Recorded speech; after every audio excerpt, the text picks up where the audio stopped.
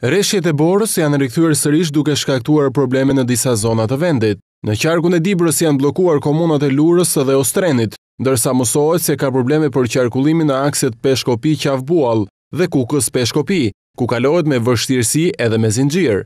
Gjithashtu edhe në qarkun e Kukësit, komuna të tëra janë izoluar, ndërsa autostrada Kukës-Morin mund të kalohet lehtësisht. Të izoluara janë komunat Lurë, Kalaja e Dodës, Trebisht, Ostren, ku në këtë të fundit mungon edhe energjia elektrike si pasojë e defekteve në rrjet. Në rrethin e Kukësit janë bllokuar nga dëbora edhe akset Kukës-Shishavec, Kukës-Bushtric dhe Kukës-Peshkopi, si dhe ka probleme në aksin Kukës-Krum, ku kalohet vetëm me zinxhir.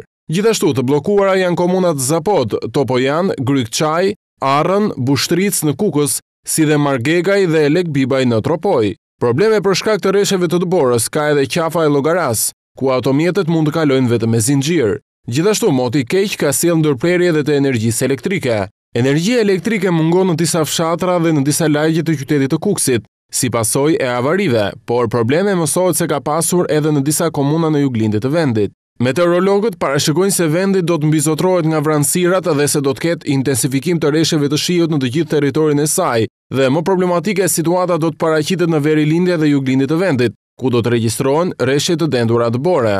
Temperaturat e ajrit do të posojnë rënje me 2 gradë në vlerat e mëngjesit, por mesdita do të sjellë rënje të ndjeshme të tyre në të gjithë vendin.